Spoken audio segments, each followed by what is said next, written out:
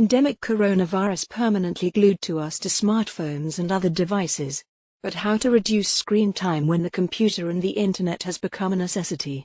Plunged to a smartphone is a common psychological mechanism for coping with the unknown, says Doreen Dogan-Mag, a psychologist from Oregon and the author of the book Devised: Balancing Life and Technology in a Digital World, How to Find a Balance Between Technology and Life in the Digital World.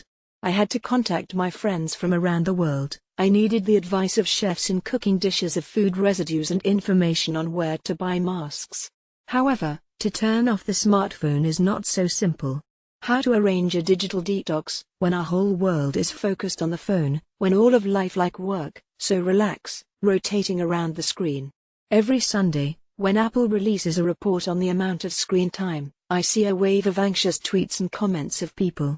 They are terrified that they spend in social networks 12 hours a day, says Tanya Goodin, founder of Motion Digital Detox, Time to Log Off and author of the book Off and Stop Staring at Screens, Vince and Stop Looking at the Screen. Tanya Goodin also recommends a clear agenda. When the road to work and home no longer shared the day on completed stages, we need to create them yourself. To distinguish between work and leisure, Godin suggests using different devices for different activities. The laptop, for example, for work and for entertainment.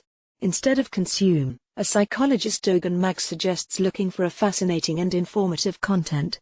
Fortunately, in the midst of a pandemic of useful content in social networks more than ever, Alison Roman is not sure what explains the excitement in her social networks, her personal popularity or people's interest in cooking during a pandemic. More people are prepared and more people are asking, says Roman. They are interested in, for example, how to cut mushrooms, or you can use sour milk after it ended its shelf life. Although to imagine our life now without video conferencing almost impossible, burnout is very real.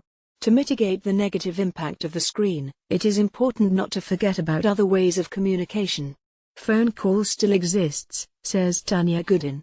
Talking on the phone himself to himself, still a more pleasant experience than when you shout 10 people at the same time to Zoom.